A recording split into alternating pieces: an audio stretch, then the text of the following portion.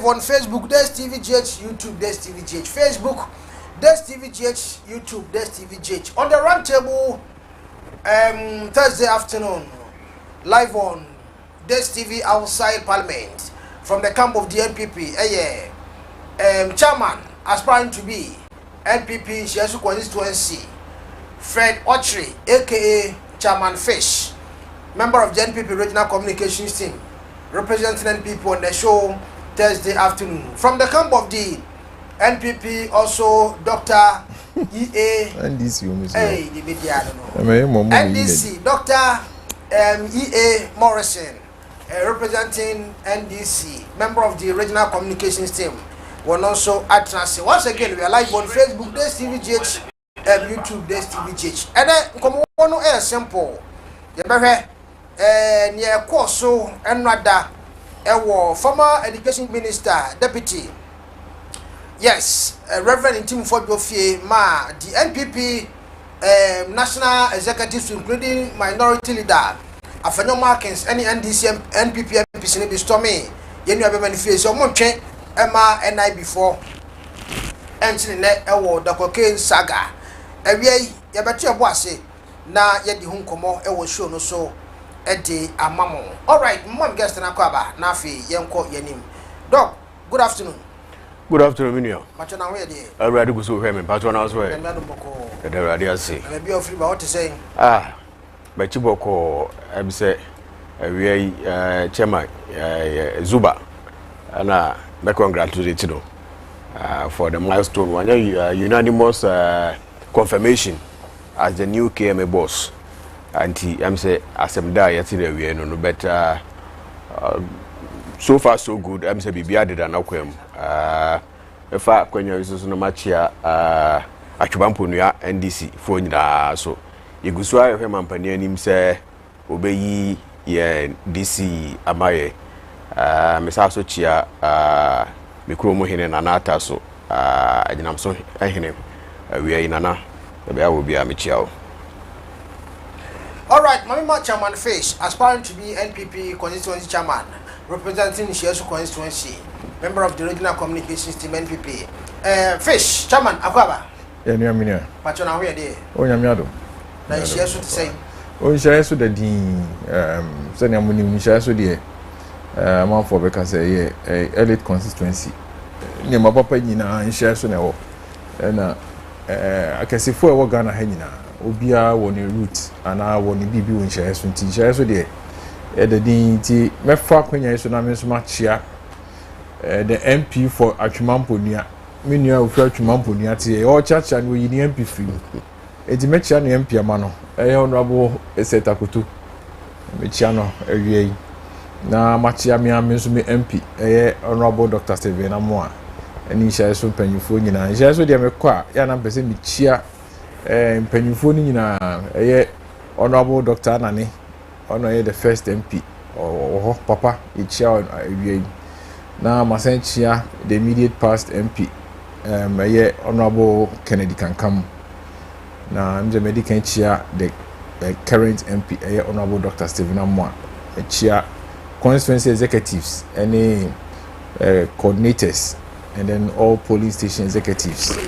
And in share so many na mechia will be a American so in share so ukura we no how be hono inti kura ana bomu asichia wo mechia etifo nyina so utumfo nyankopon so ye de aseda ma no ye da na se ode yankwa chen ya ho de ni bibia na ya ba betina ha. All right, quick one on and a confirmation akoso am say we know a peaceful one now. Meet magazine president been to me insida ya tisa assembly members no the already so say yentuma no this time around Micklin hotel you say ayedi Fish who say Zuba confirmation as the new KM mayor. I will try to be as fair as possible. There are certain factors in MBA ama abanesa.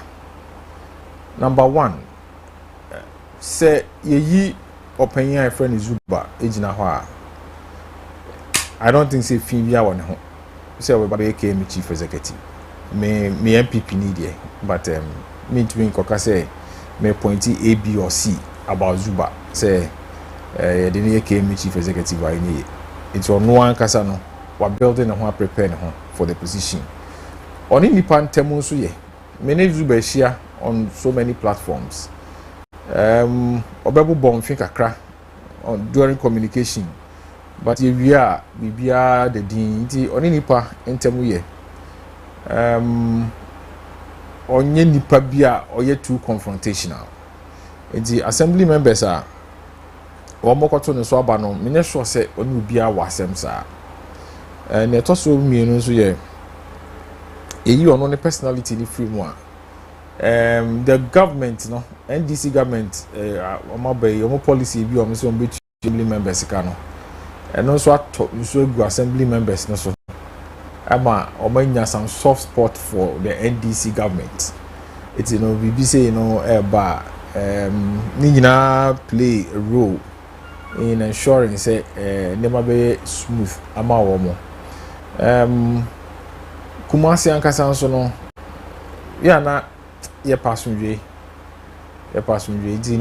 ha enya hotspot a ye be ye basa bia be bubo atwede abetwetwen se kan ne ma ne ade those things don't usually happen obeti se ebi o mato aba no omo enya the percentage of here but say extended to violence since animal dey enter here and all these factors akabum and ama ababe smooth sano at the end of the day democracy is the winner because just say Kumasi for asem KM dey Kumasi for asem ti min kanisa Kumasi for age democracy atum say ye de tumi no ma say koyi obi a enye de ne adapetwa ene abato etino omo demonstrate a very clear understanding of democracy mesre say NDC fo hwe no munhua ade a Kumasi assemblymen ayi omunhua wo mo pa because NDC nko ane party a omo wen ne abakura wia no omo san ye basa okay eti enenu omo che omo say they should be very very participatory when it comes to democracy omo abato no ye ukokromoti otu wia results beba no eno ano no e dia ye adwuma me fa akwanya nso na ma congratulate me nua Zuba na masa kasa a little bit on issues of local governance. You see, sometimes obeti say you obi the way by the asimesi anyway na yakoto abana you don't see people contesting on policies of development. So say ye kan me menti me nua Zuba no asembia say me se me ba eni so adi hunu am pese me de be boa Kumasi eni won te sa de no eno an say NDC ayi no ye beto aba ni ato ano no ba eno ano no ye ni bibia ye de be measure ne achievements and as the performance 80 no when you easy but say be ya oma nipa no moto aba ma no enu omo ho no o make sure say all the objectives be esi nani so obe achieve efin ewo Kumasi no enye fekra onhwe no meye ho adwuma once again we be the street lights enom ni ade no onhwe meye ho adwuma congestion enra me ko baby discuss a topic of abobo yafo a ye bombo license abomma ba be adwuma onhwe how this is not going to aggravate the congestive situation in the town of in the city of Kumasi. Congestion having and then also sometimes violence any chrono kakra bia ekoso disanya ma we omo na nin koso na how will be develop certain key areas because at renchema to Kumasi sisi a fire ya ekoshe ye no blue light se obepre ne mapa ediaba fire tenders fire stations here and there proper developmental leadership on fire numra na yehu say to Kumasi for to ma no ni gia yaje na tumu no onu so ama medi ehwambo All right, but I say yes, Chairman Fish, no, aspiring to be NPP CSO constituency chairman. Mami call Dr. E. Morrison representing this na umudia na ba. Chairman. Biniwa. Pacho na hoye de. Se dem diga kai na Awurade gu so hwe. Na asɛm a wodi ka bisa fa Zuba ne confirmation no ho. I think say na me nua ka bibi say wanya ne easy. From afar no, you might be tempted to believe or think say wanya ne fala na say wanya ne easy because of say it was a unanimous and say overwhelming almost say obia epne so after say nomination by you know. But you have no idea some background engagements here a course before say about to abano. So assembly members no more say be omunim deal. They know what they are about. Our more various friends say assemblies no a KMB home. They know what is good for Kumasi. And so yes say said okay say Osusu say fine Zuba we a very fine gentleman. A very difficult say o begnya ne ho asemboni bia ide aka. Eno no ewo ho. And osa kan bibi say Osusu say bia assembly members na ye bi shase ye tua omuka na say ya shase ye tua omuka no eno so kan ho bi ntina omunyina eto abadoma chairman Zuba. But I want to differ say it was something far beyond that. I am closer, I mean the party, meaning engagements of course, so MPP for whom, NDC for whom. So benya unanimous, especially Kumasi has a KMA, the stronghold of what's that? Okay, engagement. Oh, especially now say Kumasi, this is the stronghold of the opposition New Patriotic Party. And so benya overwhelming confirmation, say you know, me sure say you book combo ko here me sure say BSc say pain. So a lot of engagement course so and also after the nomination by and we engage assembly members a turn vision our person or the year they move Kumasi to the next level. So and so vision now maybe this a vision now or toma assembly members and or toma sumo toma kumaso and meeting on mko to abano edimano na nyese bia sebi aketua yesi betua omu kantina omu nyina gi wabo sebi predu ya sampani for money ma say they are some mindless creatures be yesi beba mu skantia ne yenya dey yankoto man dabi antisa ba manya information say NPP MPs no mo ashanti ready ha no mo so ani assembly members ni din komo say omu go to abanama Zuba. Well I know they meet me come SMP because I don't know say you no crazy and you no crazy but they minim and American wasem engagements of course behind the scenes. The first day and the confirmation nomination you know president nominating you know he hit the ground run or chassis and engage the various assembly members came you know and when me say ato assembly members now sumo ato makoma so because of the vision our president say we dey build the KMA amakuma say afa no ntoma pa efra. So, because all the assembly will be our be a puntu ne assembly. So, baby of free, baby I to abamano. And I believe say the new boss no ba na obesele vision to you know say ni the papa me dey go akwan mu no ebini bebo amakuma say afa no ntoma pa efra. Why not? This is a bipartisan approach. It doesn't matter say we NDC say we MPP. Me gidi say na yeti say we pre MPP chairman. Me NDC ni na ye trim pon say Kumasi be fa no ntoma papa efra. Exactly. It doesn't matter say we NDC ni say we MPP ni. And so obi ba na me hwe ne nim die me hwe ne trim pon me hwe ne vision ni wode ba na me hwe na say be boa Kumasi ama Kumasi afa no ntoma papa efra. Why not? Okay. Matu amano. So it's far beyond go beyond the minuan kind. And I said back to Osaka ya me susu say we say me correcting no kakra ni say no waka bibi say said about to only call very peaceful no NDC for hwe na yensua all the because is quite laughable kakra because of say NDC for na ye wa ban mu ana ye president and as a Ghana company wa be ye company on the ticket of the NDC I nominate obi amana be MC o Kumasi hase na ye kwakoto aba na yetimi ato aba no asomdwem na ya ante watimi wakame bia ye wie ya wo se ye ndisi for no yensua free there e dey na yensua free mo MPP for no. What is there to learn from you? We know your track record when you were there. Oh, so additional bi wo ho no we say yesua me gidi say e wo mo ndisi sorry o MPP for no mo position e no omo de wo so busua say the yesia ya de no.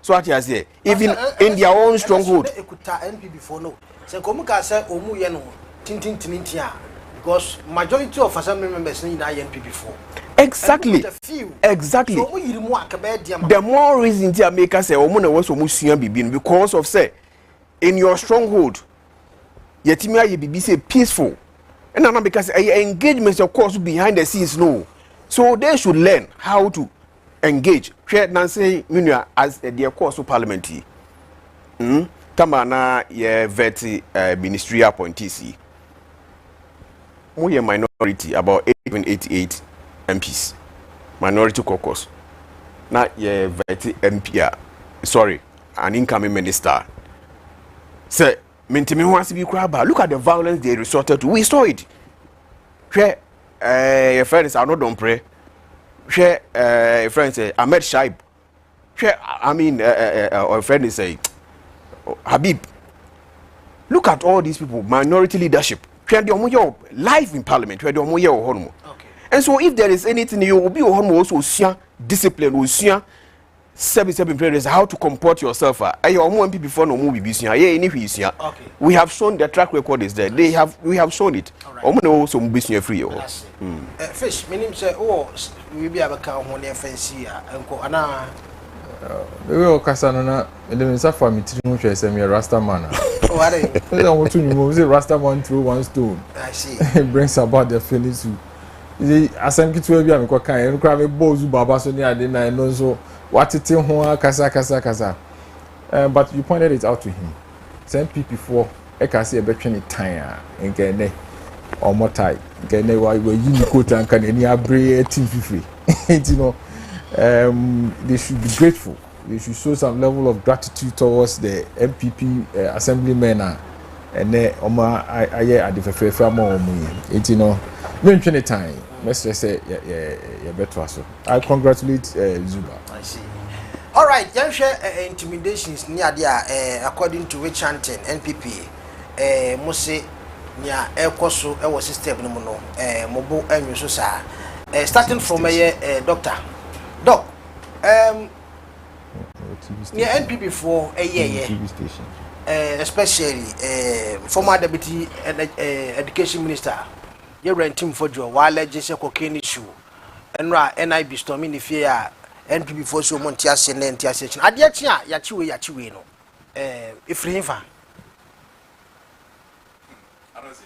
doc what's it say almost some intimidation with chanting no omuntimi bi wo sa mo famra kwa so na mo fa enye de be Anazi doc intimidation witch hunting harassment and anyasa sana omuka say harass omo and you intimidate omo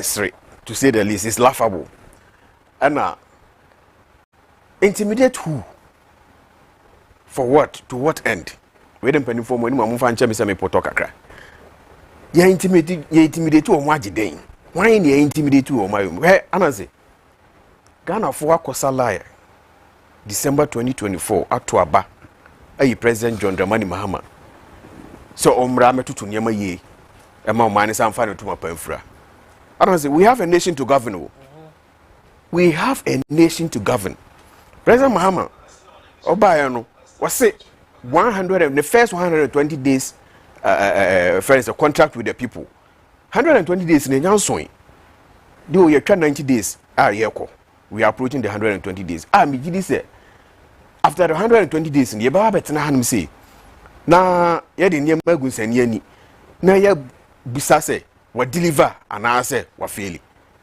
when he head ye dwene ho say ye be ya ye be deliver nsempa ye ka kire Ghana for say ye be ya ma wo mu no eno na ye da ye dwene ho say ye be ya ma Ghana papa Ghana afa ne ntoma papa afra enye 77 producer MP before no way adwum say ye intimidate a former deputy education minister, a 3-time MP.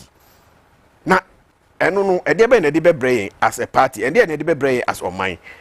How will it inure to the benefit of the good people of this country?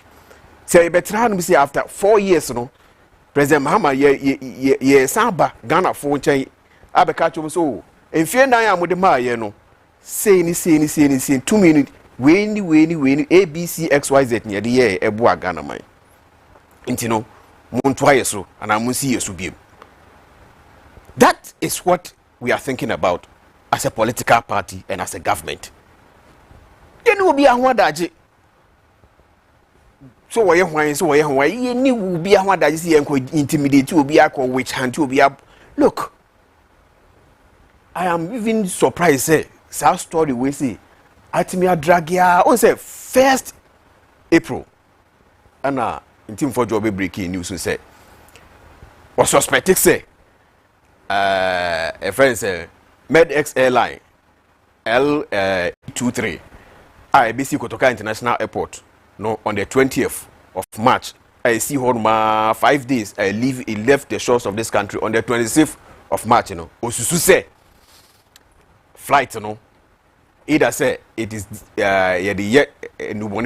which is drug peddling and now say money laundering. So onu susu ye mu no aban no ahobom enti ye hwehwem. So flight ABC hanum say no. It has nothing to do whatsoever with drugs and money laundering. But say bia no Reverend Ntim no say wo information bia aban no any sa information na ene na bra na be boaye. So na yen hwehwem yen pensem mu wo so wo intelligence. Ti asem you ominu wo so wo intelligence I suggest say sa airline ABC hanum say e mienu Grand Canaria airline no so ka ho bi. Sa airline mienu aeroplane mienu we see no. Ebeye nu boni ho dwuma wo man we see mu. Na aban no kra ho bom. Ama mampani kra ebekas say wo information bia as o man dey ni because all kan unsen kan mu no ka say o intelligence. No, mampani kra bekas say wo intelligence high intelligence na ene na woni security agencies na enye dem mon corporate na boa wo mo na yenhwehwem ni yenhunu no kra e wasem no. Na say yenhwehwem na said wasem a wo kan say no kra na obi bia o waban mu an ho bom mu no ye na famra kwan so sa so twa bi wo hon ma ya twena so say yenhwehwem so na asem no kra bia ni hu a na yehu say asem no kra no na no kra bia ni obi a ho so ana meboa nka asem we boni bani wu kan ni papa so a but yehu say wa wo di asem no ba ye no ye invite wo na wo ma na wonam one radio station, one television station, one press conference. Now to ayampia na kan sama enim. So allegations upon allegations here and there. So after there, brand be church ensem no so atwintwa me ma. And I set up committee. And I committee of inquiry. And I'm a ranking member of Defense and Interior Committee. Yeah, you're aware. So you are a ranking member. But chairman of the committee grab because only information be asa. I suggest to say, airline I can't say me see you know. Bibisa boom. And it is no your ranking member. Na say owusu said who information be a sabi chairman other members of the committee in here, especially the chairman na. Fuck up what your friend is say we committee no. Now, omo hwehwem eno so twintwan. Ukotena Joy TV. Ama news file Samson Ladi anye nini. Ebusa 1 or 2 questions bia. You sorry for show no so. Obofour so sorry for show no so gu ho ani mase gu MPP party na ani mase gu Ghana man ani mase.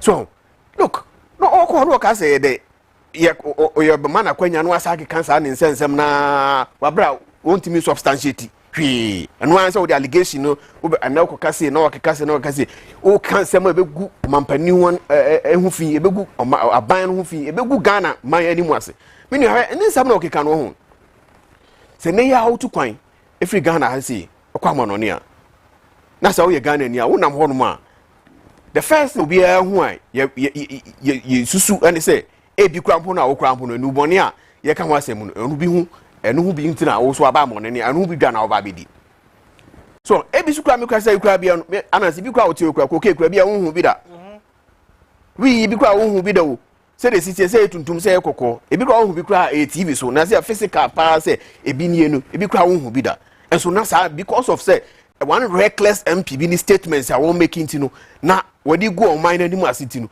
na Ghana for e bia na de sa anema no ye de tag so number 2 sa na ya ni nsem keka o keka ya sabi ye ka so mre mu a eno so yes ye intimidate omu chiremu na se brabe chiremu asem so we so intimidation ni nsem keka o keka yes o mre mu a eno so friends say ye nuanu MPP for say ye intimidate omu no yes so unimu a drive a lot of investors away from this country where mampani to coin from one country to the other trying to woo investors say mumra Ghana is business friendly mumfa musika mbra Ghana say so na mumra me bia nyuma ye be 24-hour economy ye be mamu a lot of incentives a be boa mamu tumpom nyuma no betim na Ghana mabu no so anya be ye anya bia ye na Ghana de sika sema agina na Ghana amai afa no ntuma pa efra we nya de mampani eyo so you realize say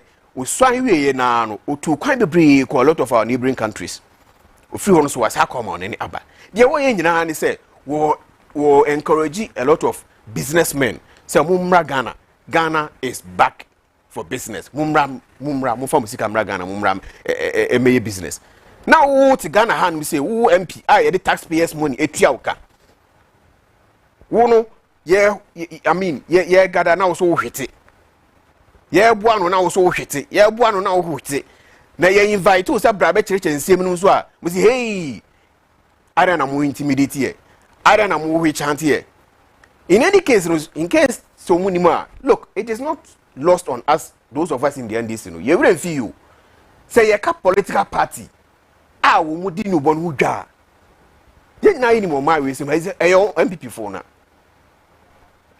ye wo ma we say mu and a sitting MP just like onwa Ntim Fodjour no ye chia mo atin no so ye MP e wo Ghana han say on the ticket of the MPP ye chi no e jeli no e wa manone die ntia na e wo di no bon hu edwa go man na di mu asepoto because na o hold the diplomatic passport.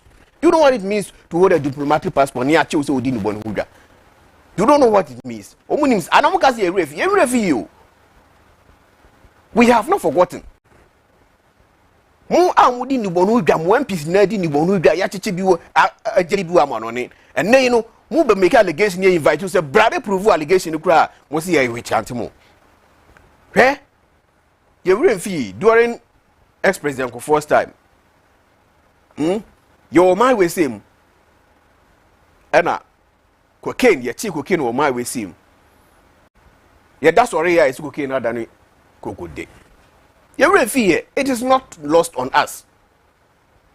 Ebia umrenity, neka make me continue ama a lot of examples. Anytime sanko for ye awa ban mu. Say ye can do boni hu dwadie.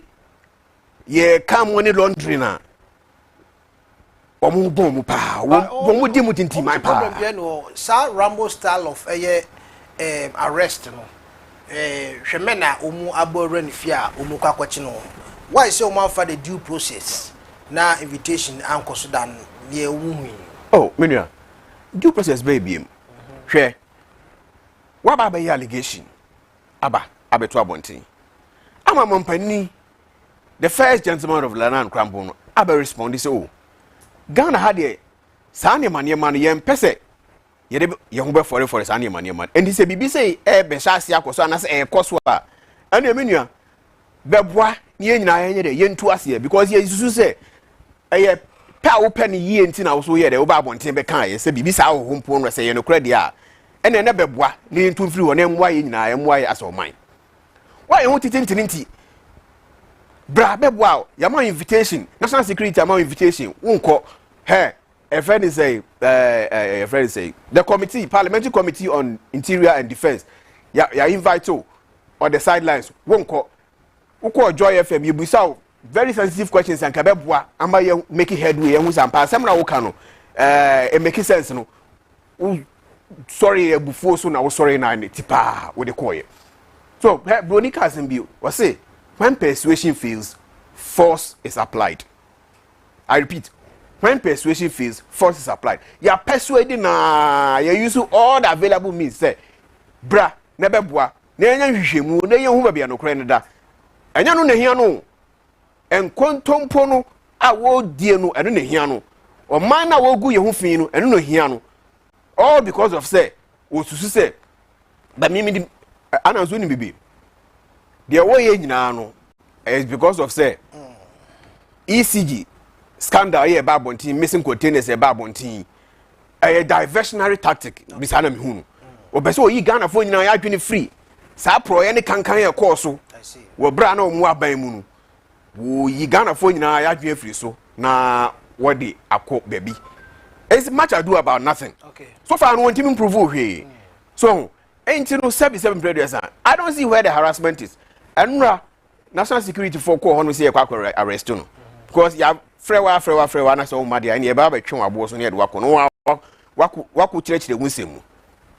Afi ye call bra wa frɛ o party penifo ba ya afenyo marking ma menka de entia no omu jai na o manfa na nko no kan nura de komo de ne beko ka de tie bia komo de ne beko be de entia no o manfa na nko me ka de tuemu akiro de si ye ne say minority leader honorable afenyo marking and the leadership of the national security engage on the sidelines no ka che o mo say o mo de o mo nya abotre na o mo sanko na enne eye ne dua yi no ono ankasa e de Reverend Ntim Fodjour ebeba on office na nsenkan bia na se nsembisa bia wo ho mbeso mbisa no na o mabisa no enu ti na no a wo mu ja no ho no e de koye but if the minority leader no so wan dini bo hye so no amfa na anko enne a ene asem no enya ndai krambo emu besa hanya biem because Reverend Ntim Fodjour ogu yanim ase ogu o man anim ase ogu no ankasa ne political party na anim ase wo se nura se medi ma no si no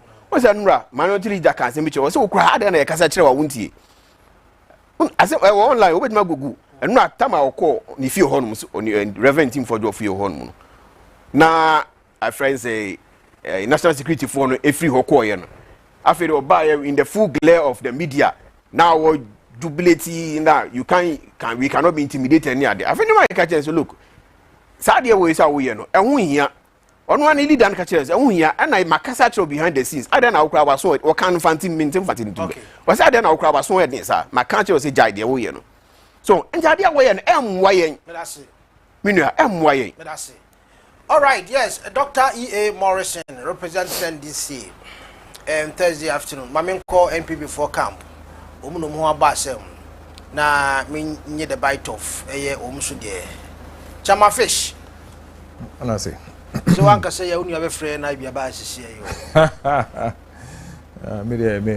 me record with intimidation you know as a student and a student leader a lot of demonstrations against Rawlings wenya mahama inti intimidation you know minu kasa no ke kan sem bebre owie no eno no sign etwawe no o say there is no intimidation wan hwan den na si owie no o say enura enye afenyo markings a kombetwe na bo so e de nako eno no etwe obi abo so wo kan brofo a esen and intimidation so any sasem we are can difference be any one you see also asem no finfin na kan say na menu kan ya asa obetun aka maye de asem ni nyina akra anything asem ni nyina na sen Ghana fo mi say e de asem kra na aba e na cocaine o china gold ni dollars ni wan ni nyina na say plane bi aeroplane bi aba besi Ghana airport Kotoka plane no eye ambulance na ambulance ekosi baabi a na chese ebia yarefo bi dem a yede na eba abehwe no anaasɛ ɛba bɛfa yarefoɔ bi ɛde nakɔ ambulance yɛba bɛdi about 5 days ɛwɔ Ghana airport nneɛma bi kɔ so yarefoɔ biara nem yɛamefa yarefoɔ biara nkɔ efunu nem hwee ɛfa ambulance ho ɛnsi another plane so aba bɛka ho ɛma ɔma bɛyɛ nneɛma sumase nneɛma ɛna ne nyinaa tu paa ɛna ɛkɔ Canara Island so ɛno na honorable Ntim Fodjour ɔyɛ member of interior and defense ana ɔno nso anya intelligence say adeɛ na ɛbaa yɛ no nsunsuanso na kɔyɛ te sɛ money laundry hyɛm cocaine bi wom ɛne ade hyɛm enti no ɔno yɛ press conference sɛ monhwɛ na monhwehwɛ mu na monfa no korɛ no ɛmɛdadi ɛno ani o why say one call the appropriate quarters NIB office our report to issue now. There is freedom of expression in Ghana. Okay. Any means bia wo be expressing your friend there MP I think NDC and a pass the Whistleblowers Act. Yeah. The Whistleblowers Act emma obia fa ho die say unhu bibia enya ka enti pino oye member of the defense near the ehu na wa draw attention hwe asem o kan obi ani ho a o ka no krepa on ka say bibi wom money laundering ni cocaine ni sa at that level ni say ne no money laundering any cocaine transactions saying any no ko Google na kohwe intelligence doesn't have to come from experience. Intelligence one more ye money laundering no one more ye cocaine deals no at the governmental level say you are buying no person ye no point we are no mo fa so ye no bi na ba bi si say Ghana ye wo ha ambulance o air ambulance I think a buy ye oh nyame fa sa ma say ye vice president on tiapo enti nke besi ye nanka vice president okọ pe ayaresa na waba na ye be yi na apie ka asem bia ni ho ambulance ye vice president eda so da ho ambulance aba besi kotoka at the 5 days another one so hwe na okoka asa asem no ubisa me say I didn't want to report to ama a NIB okan ya na Felix Ofuochi kwachi ebe source obechire mu a wo no ambulance e besi wo no wo nye omo spokesperson wo nye operator wo nye hwe wo buy ase ambulance na ne tire pai e besi ha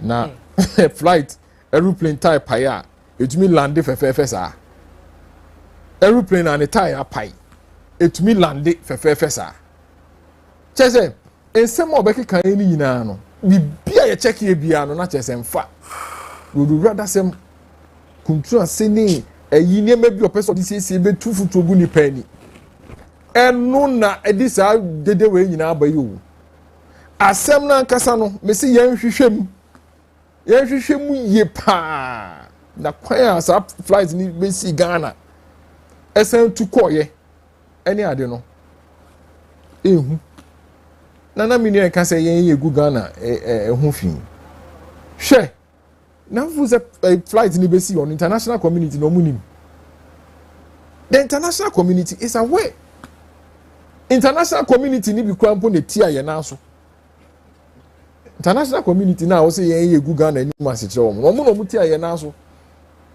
eti yen na ye te Ghana anim say at least there is opposition in Ghana yen so cocaine ni sa ne manoma so the history of cocaine is an man na yela metefu as en wan enye government official na dey kofa VIP di cocaine ko ya ekoche no na ajele ametepe thank you enye government NDC government official na dey kofa ho under NDC government cocaine and sodium bicarbonate only mama catch them.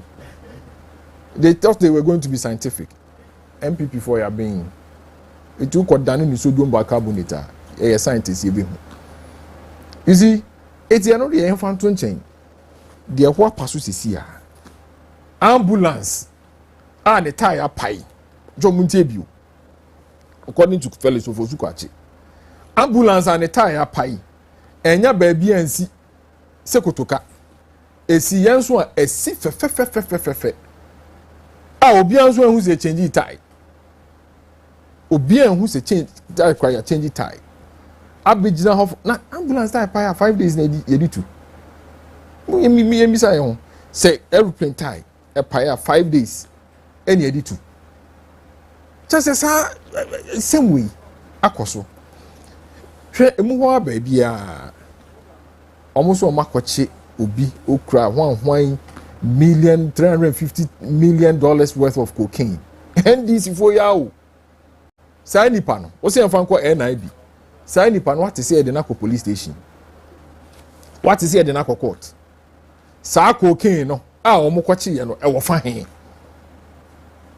$350 million worth of cocaine almost a large bi na ho na de sa cocaine e wo fa hen at the time aeroplane and the tire pie I say fefunu and I say fa yarefo abesi yarefo bi ani sebi omo timu kra na wakro omo bi eni aka say omo mpo na bi a omo ho mfa wo omo ho den omo ban so omo change tire bi a plane e tuko.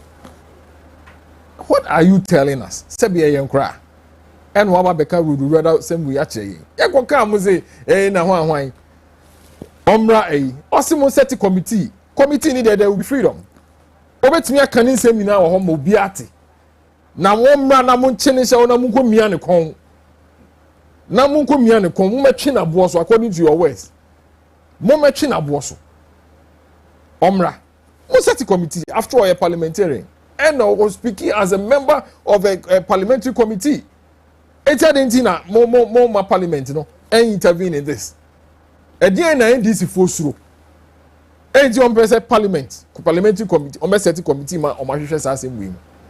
Again no musuro. Entro no dɔɔso. Ambulance and tire pa ye no eche sen. Enya ba bia me besi Ghana nso ehun so mu two tie. Ambulance nso ba ya yarefu bi anim. Wei na menua ya ball pass be defend. Edin Mr. I'm telling you. Okay. And when it comes to the issue of intimidation, okay, and this should be tolerant. I feel ni ashas you.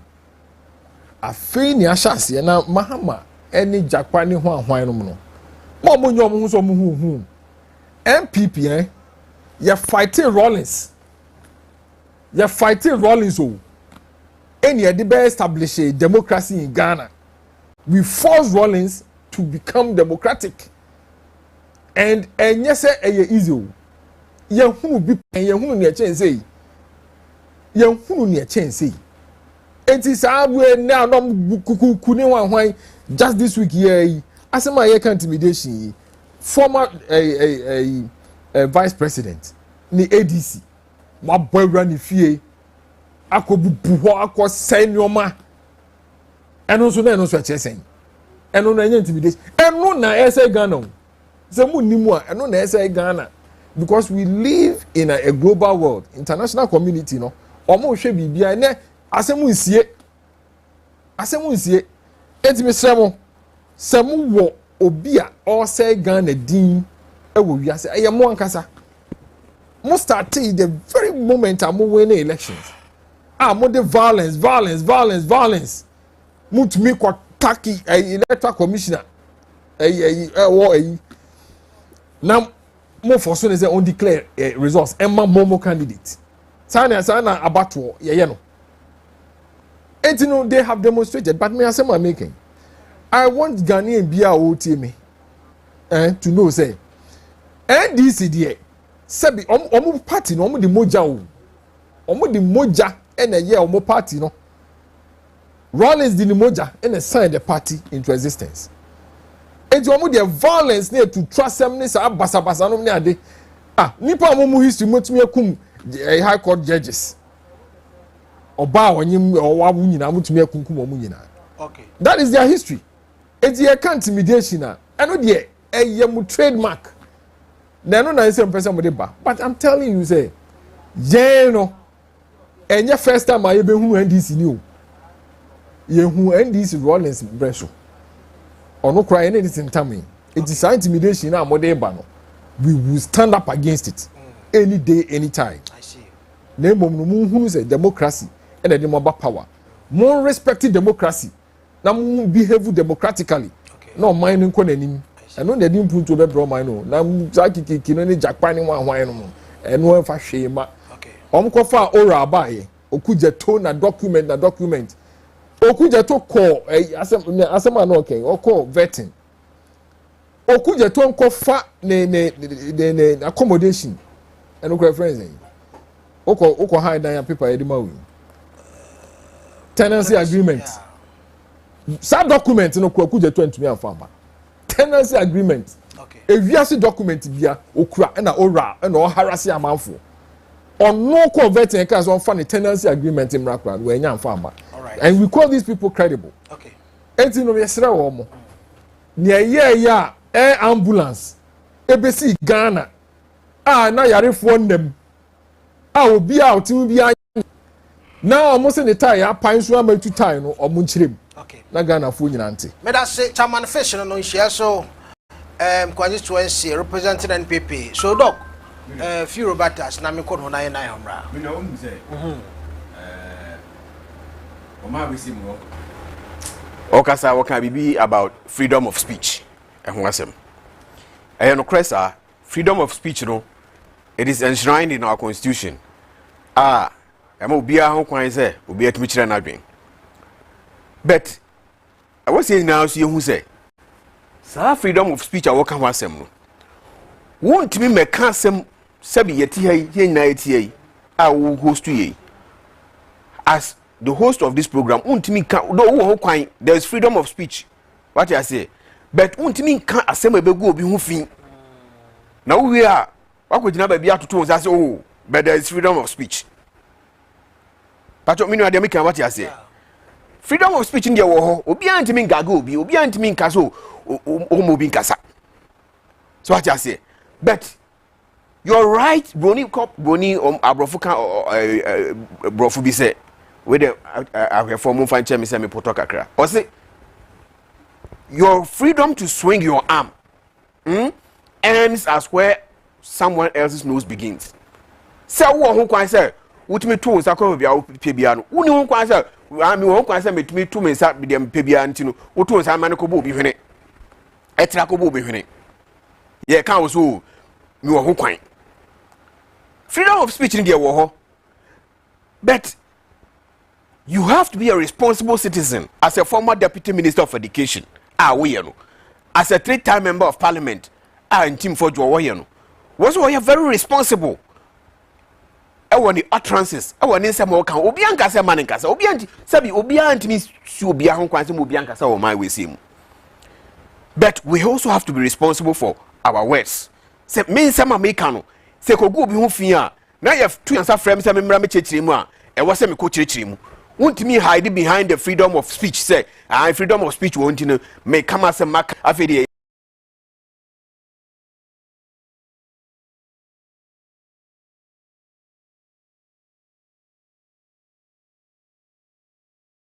obiako share the intelligence with us twintwan afi fabra twintwan fabra afedi was harassment when harassment na wom na say menua and say ebia menua wakasa na Elia Mitepe the cocaine dra okodi way back in 2014 no sebi na yes aban hu nipa bi ehubon.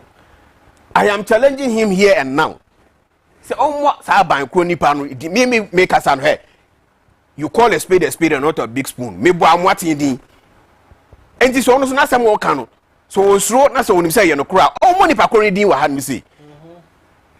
Some allegations, unfounded allegations, sa na mo ya 38% no. sa 38 say ya and do ko 38% no 38 do mbaka say gazette no ko 40 or 38 too sa say yes say ya no mboy on politics no dia and 2028 omo forget and 34% omo benya some people making allegations that you can't substantiate e bia no me no yi so chairman ti ha working say na aban panu bi hu bom me kasa me bo president ko for ni wa han see because I know what I'm talking about ono na ban mu ne chi sa Cocαine na kwa ne ko kontenu me bo Martin di wa anse no MP because I know what I'm talking about they should take me on what I say nti don't so ni say the can so no kre no kana somebody he should mention names and not sir Ntim Fodjour sir April Fool near man obey 77 radio sir I think say me chairman what he is above that no so me to me say name and this are na makacho where free consultants in am dey MP before no say ya na your opposition say ya na your politics there and they should forget 2028 because and 34% umbenya 38 nkanya de umbenya biem they should come on board. Let's do look yeah politics na ebeboa o man Ghana enya allegations here and the unfounded allegations sabi mpredie sam minia mo ba bebu man poto mo say o hwe kasusuru amaburogu hono say Ghana kra ye hu nya kono ko bia ya bia no ho Ghana say obekwa amanone okwa ye be ma o ebisia biem because of a kasusuru ka amaburogu hono na ya ba ne ya tutu ne mama minus afa Ntim pafra mo sa gina park ya tutu aboba park so ye ka se munya ya mo se mu intimidate ye munya ya mo so mu harase ye se kwa mo MP before ye nya mo dey 8 years aye de ma mo se mu mbu man e de be papoti pa na obotima pinpoint say ye be ye we say ye ba ye na ade we ye ba ye after 8 years no ya be lift Ghana every hand say from point A e dey point B. There's nothing you can pinpoint to. The Bia na Russia-Ukraine war excuses na COVID COVID-19 na Russia-Ukraine war na 8 years by and I'm with free abime. Sabi Ghana force John the Money Mahama on my to near ye. Na Ghana sam pan from and fan to and so much actually Munshia Munyama ye and Bia Ghana for whom mobile in 20 years time Bia must have by more. Credit moye. Okay. Ball ye the Mujina in 8 years more to me one so. Munko tiranchen munko jima hume na munsa nhihye mudi mu ye mmra so a munko ya mututu aboba park so ye kwa kanso amuzi hey ye nkanesa na mu intimidate ye na witch hunting na harassment minu am Mr. MP before no me mo free consultancy here we say they should go back to the drawing board omunsa nko president ko for na ase no munko kirekire omu ha wa omu form party na ma hu ba ya akono ma omuti win power in 2000 president ko for amamu obebu ye enu hu na Ghana for hwe ya ye tuma Kufuado bet dia wo mu abeye yi ni dia so ro mu si ya mu ne ma yi dia 77 previous 38 no krampo no 2028 nya de umbenya that's it.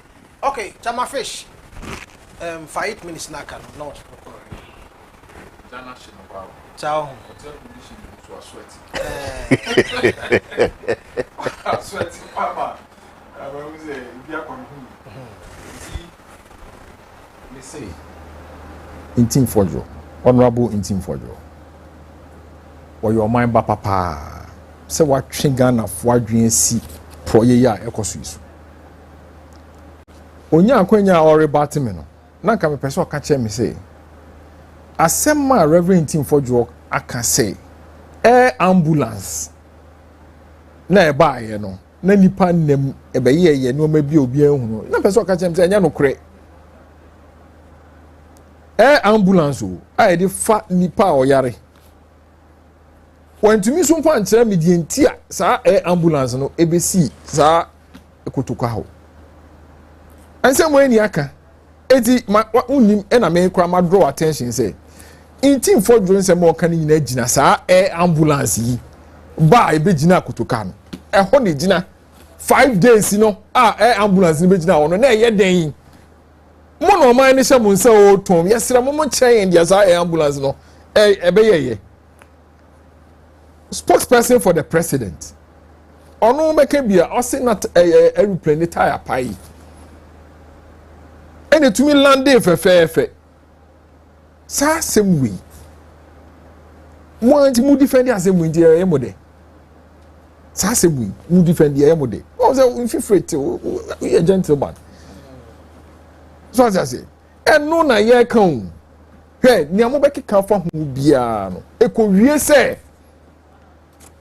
ambulance wiemhyɛn a ɛsɛ fa obi a ɔyare anase sebio efu ene se odi nipa ne ba se enye se edi nipa ne oba eba before obi de nakọ obi a oyare de nakọ.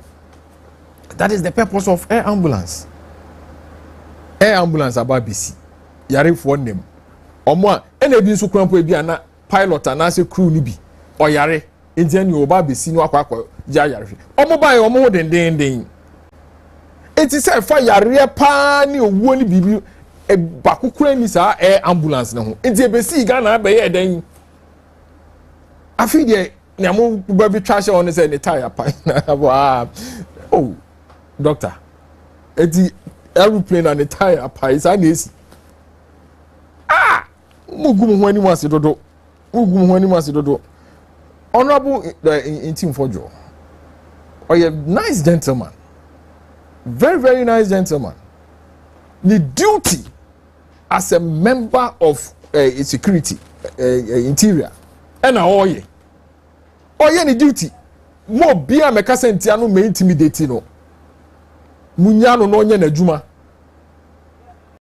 adwuma freedom of speech by abeka say look asema okahe no emu ne wo he pa na waka say tia wo bi nsema honorable Ntim Fodjour kan eden no waka say tia wo bi o say munya hwehwemu because intelligence e wo ho che say ade no na say cocaine deal bi koso munya hwehwemu mo say ye be che wako o pro beba ni penso akole say mama parliament and form committee ni tenase a bibia bedadi pefe na even finance minister man twena nkwa parliament and sana sopa na anya bibia mo pe just for season.